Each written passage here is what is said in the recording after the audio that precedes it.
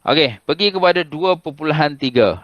2.3 iaitu pembentukan negeri-negeri selat. Bila British dah dapat Penang, Melaka dan Singapura, jadi mereka nak takbir benda ni berdasarkan satu pentadbiran.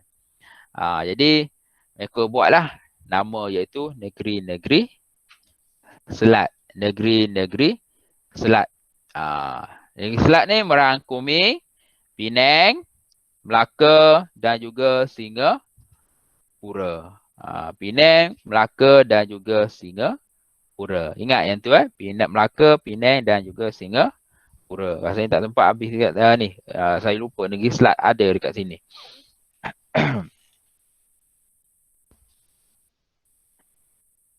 Okey, yang atas belakang ni kita dah bincang sebenarnya. Kita dah ada. Dan saya akan pergi kepada kepentingan pembentukan negeri-negeri selat.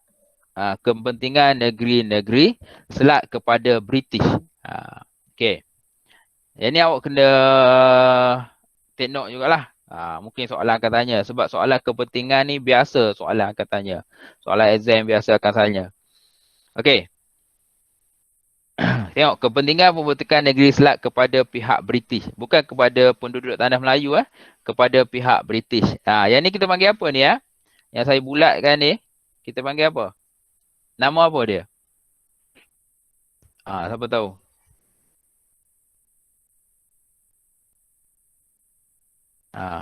Siapa tahu? Kita panggil apa? Nama apa ni? Setiap negara, setiap negeri mempunyai benda ni. Kita panggil dia. Siapa tahu? Senyap je. Ni untuk pengetahuan awak lah. Sebab saya tak nak awak semua ni kurang pengetahuan umum. Nama dia apa?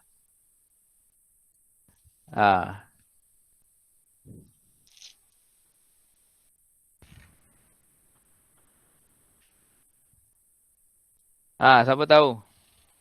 Ada siapa-siapa tahu? Ni ramai ni. Ada 18 orang ni. Ada siapa-siapa tahu? Tak ada? Tak, cikgu. Ni kita panggil dia jatah lah. Jatah. Ni jatah negeri-negeri selat. Kalau jatah negara, kita ada jatah negara kan. Okey. Okey, kita pergi kepada inilah kepentingan.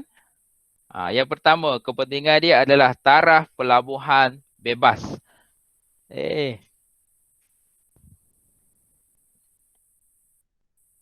Kejap pelabuhan bebas. Pelabuhan bebas ni maknanya sesiapa boleh masuk, tidak terikat dengan perjanjian apa-apa. Jadi semua negara, semua pedagang daripada pelbagai negara nak lalu nak berhenti dekat situ boleh. Itu maknanya pelabuhan bebas. Iaitu terbuka kepada sesiapa pedagang mana-mana. Okey. Iaitu negeri-negeri selat berjaya menarik kedatangan pedagang tempatan dan kapal-kapal dagang dari alam Melayu serta pedagang luar seperti Arab, India, China, Eropah dan Amerika. Dan benda ni memberi keuntungan dari segi ekonomi lah kepada pihak mana? Ekonomi kepada taraf pelabuhan bebas ni keuntungan ekonomi kepada pihak British. Sebab mereka memang mengalu-alukan pedagang-pedagang daripada luar untuk lalu dan berhenti di pelabuhan mereka sama ada di Pulau Pinang, Melaka ataupun Singapura. Okey. Okey, yang kedua pintu masuk buruh luar. Pintu masuk buruh luar ni maknanya pekerja-pekerja daripada luar tanah Melayu untuk masuk bekerja di alam Melayu terutamanya. Contoh negeri selat menjadi pintu masuk bagi buruh luar untuk mempercepatkan pembangunan ekonomi British. Mempercepatkan pembangunan ekonomi British. Kesannya wujud pelbagai kaum di negeri-negeri Selat. Contohnya masuknya India, masuknya kaum Cina, ada masuk Arab, banyak. Ada masuk daripada Eropah. Sebab dahulu tak ada, susah sangat kena pakai visa ke apa tak. Dulu tak ada visa, tak ada apa. Dulu masuk je macam tu. Sekarang tak boleh. Sekarang kita macam-macam. Kita tak boleh masuk negara orang secara suka-suka. Kita mesti ada visa, kita mesti ada pasport kan. Kalau dulu tak apa. Dulu mungkin peraturan dia longgar, tapi sekarang tak boleh. Sekarang kita ketat kan. Jadi daripada masuknya daripada pelbagai negara ni mewujudkan pelbagai kaum. Macam kita tahu sebelum tu kaum yang ada di tanah Melayu adalah kaum apa? Kaum apa yang ada dekat tanah Melayu? Melaka. Melaka? Melayu. Melayu lah. Kaum Melayu lah. Melayu. Melayu. Melayu. Kan ada satu kaum. Tapi bila berlakunya benda ni pintu masuk kepada buruh-buruh luar menyebabkan berbilang kaum. Jadi awak kena ingatlah. Kenapa negara kita ni sekarang ada China, ada India, ada pelbagai kaum. Sebab daripada benda ni lah. Sebab orang luar dia masuk pada awalnya untuk bekerja. Daripada bekerja tu, mereka duduk sini telah lama sampai tak nak balik, mereka bina pertempatan, kahwin dekat sini, beranak semua dan akhirnya mendapat kerakyatan. Daripada situlah munculnya pelbagai kaum dalam negara kita sampailah sekarang. Okey. Okey, yang seterusnya laluan utama. Laluan utama perdagangan. Laluan utama maknanya daripada Penang, daripada Melaka, daripada Singapura, itu adalah laluan utama untuk pedagang-pedagang untuk pergi ke China khususnya. Contoh British dapat menguasai keseluruhan Selat Melaka sebagai laluan utama perdagangan di alam Melayu. Sebab tu dia ambil Penang, dia ambil Melaka, dia ambil Singapura. Dia tahu tiga tempat ni akan menjadi tempat yang strategik untuk pedagang singgah. Pedagang biasa dia singgah bukan singgah saja. Dia mesti akan menjalankan perniagaan juga secara langsung, secara tidak langsung. Okey, yang seterusnya pusat pengumpulan. Pengumpulan apa? Iaitu pengumpulan hasil-hasil dari alam Melayu. Sebab kita tahu pelabuhan ni memang menjadi pusat pengumpulan. Biasa untuk kita ekspor ke mana-mana, pelabuhan ni akan jadi tempat penyimpanan barang-barang sebelum diekspor. Kan? Barang import pun sama. Barang import pun akan duduk di pelabuhan sebelum diagihkan ke dalam negara kita. Kan? Contoh kita ada biji timah. Pada waktu tu kita kaya dengan biji timah. Jadi biji timah ni akan menjadi di pelabuhan tu akan jadi satu tempat pengumpulan lah. Terutamanya biji timah untuk mengimbangi perdagangan British dengan China serta menyaingi pelabuhan-pelabuhan Belanda di alam Melayu. Okey, dan yang seterusnya penanaman modal. Penanaman modal maknanya penanaman modal oleh pelabur luar menyebabkan perkembangan negeri Selat berlaku dengan pantas. Yang maknanya pelabur-pelabur luar daripada luar British jemput untuk datang berniaga ke negeri-negeri Selat. Pilihlah mana Penang ke Melaka ke Singapura. Daripada situlah melalui modal dan daripada pedagang luar tu, daripada pelabur luar dia tanam modal, daripada modal itulah British dapat keuntungan. Contohnya dari segi cukai. British macam tahulah kerajaan, mana-mana kerajaan dia akan dapat keuntungan melalui cukai.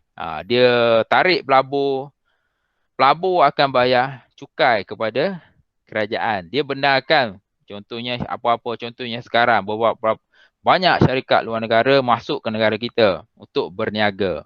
Boleh berniaga tapi kena bayar cukai. Cukai itu untuk kerajaan. Dan cukai itulah digunakan untuk membangunkan negara kita. Okey. Okey. Kita tengok hubungan negeri-negeri Selat dengan negeri-negeri Melayu. Hubungan negeri Melayu, dia awak kena ingatlah. Kalau awak tengok peta ni, yang merah ni adalah negeri Selat. Yang lain tu semua negeri-negeri Melayu. Pada waktu ni, belum lagi wujudnya negeri-negeri Melayu bersekutu, negeri Melayu tidak bersekutu. Tak wujud lagi. Kan? Nanti bab 3 akan wujud benda tu. Okey. Kita tengok apa hubungan dia. Contohnya dari segi negeri Selat. Apa yang negeri Selat? Itu memerlukan hasil ekonomi negeri Melayu untuk memajukan perdagangan. Contohnya di kawasan ni. Ni adalah, ni macam cikgu tanda ni. Mereka ni kaya dengan biji timah. Hasil biji timah. Selangor, Perak, Kuala Lumpur, Negeri Sembilan, Pahang. Pahang kaya dengan emas contoh. 3 negeri lain tu kaya dengan biji timah. Jadi hasil-hasil ni, hasil-hasil inilah diperlukan oleh negeri Selat untuk memajukan perdagangan mereka. Contoh melabur modal memajukan pelombongan biji timah di negeri-negeri Melayu. Mereka labur, mereka masukkan modal untuk melombong biji timah. Macam kita tahu biji timah tu dia duduk dalam bumi kan, dalam tanah. Jadi untuk korek, untuk buat apa, jadi benda tu perlukan tenaga manusia, perlukan peralatan. Jadi benda itulah dipanggilkan untuk melabur. Untuk dapatkan biji timah. Okey, negeri Melayu pula perlu apa? Memerlukan pelabuhan negeri Selat untuk memperdagangkan hasil ekonomi. Dia perlukan negeri Selat sebab melalui negeri Selat lah mereka boleh memasarkan hasil mereka kepada orang luar. Sebab orang luar berhenti dekat negeri Selat je. Di Penang, di Melaka, di Singapura. Jadi negeri mereka ni perlukan pelabuhan-pelabuhan negeri Selat ni untuk memperdagangkan hasil mereka. Okey, tengok nota tambahan tu. Iaitu pembentukan negeri-negeri Selat membolehkan British menguasai laluan perdagangan. 1. Mengukuhkan hubungan ekonomi dengan negeri-negeri Melayu. Yang kedua, dan saingi penguasaan Belanda di alam Melayu. Ni faedah lah. Ya? Ni faedah. Faedah kepada British. Ini ingat. Bukan kepada penduduk tanah Melayu tak. Kepada pihak British.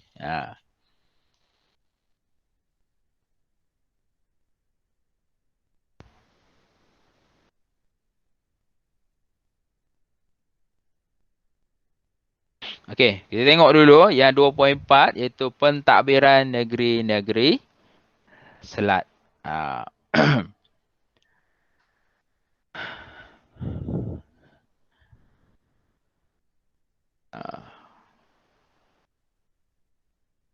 Okey.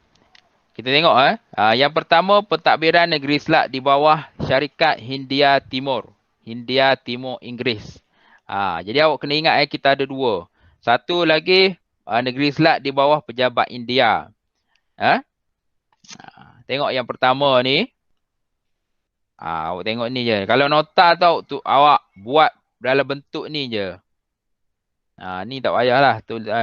Contohnya negeri Selat ni di bawah Syarikat Hindia Timur. Contohnya diketuai oleh Gubernur. Dan residen dilantik melalui Gubernur itu menjalankan pentadbiran.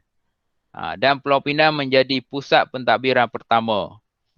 Yang ni di bawah Syarikat Hindia Timur Inggeris 1826 hingga 1857. Sebelum mereka menggunakan yang ni pula. iaitu negeri Negeri Selat di bawah pejabat India. Untuk nota, awak hanya tukar benda ni je. Yang ni di India. Yang ni buatlah syarikat Governor General ni. Foto yang India. Yang ni pun sama. Yang ni tak ada. Buat Governor je. Yang ni sama. India dekat India ataupun syarikat India Timur, benda ni sama je. Resident Consular Singapura, Resident Consular Pulau Pinang, Resident Consular Melaka. Okay untuk nota buat benda ni. Jadi benda ni awak ada dua Ada dua. Ni. Struktur pentadbiran. Satu di India, satu di bawah pejabat India, yang kedua di bawah syarikat Hindia Timur Inggeris. Buat Hindia Timur Inggeris dahulu. Sebab kita tengok tahun tu 1826 hingga 57 dan di India 1858 hingga 1867. Dan awak tengok di India, undang-undang British dikuatkuasakan di negeri-negeri Selat. Pemberontakan yang berlaku di India menyebabkan pejabat India tidak mampu mentadbir. Ini antara salah. Dan pejabat India tidak memberikan perhatian yang sewajarnya bagi melindungi pedagang negeri-negeri Selat. Dan benda ni menimbulkan rasa tidak puas hati. Keburukan dia, awak fikir ni lah. Negeri-negeri Selat ni yang di India, pejabat dia di India, tapi benda dia dilaksanakan di tanah Melayu. Benda tu menjadi kesan yang buruk sebab mereka tak boleh takbir secara langsung, secara bersemuka. Dan benda tu salah satunya ada pro dan kontra lah. Antaranya tidak dapat memberikan perhatian yang sewajarnya bagi melindungi pedagang di negeri-negeri Selat. Okey Okey, yang ni faktor-faktor.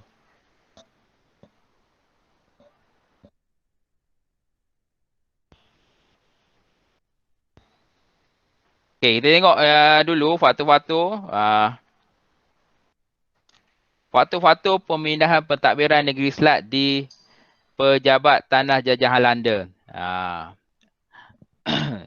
Aku kena ingat tadi dia di bawah syarikat India Timur. Lepas tu dia dipindahkan ke India. Selepas itulah berlaku apa-apa yang tak puas hati, pindah pula ke London. Okey, tengok faktornya ada 5.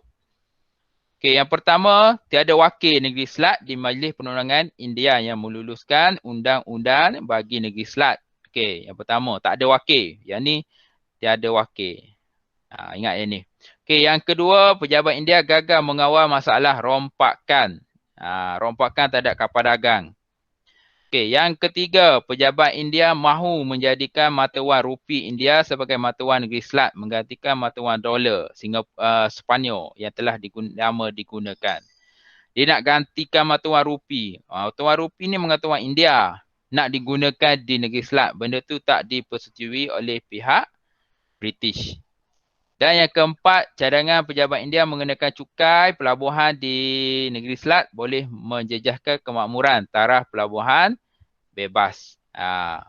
Satu lagi, ni apa ni? Keistimewaan pelabuhan bebas ni dia bebas cukai.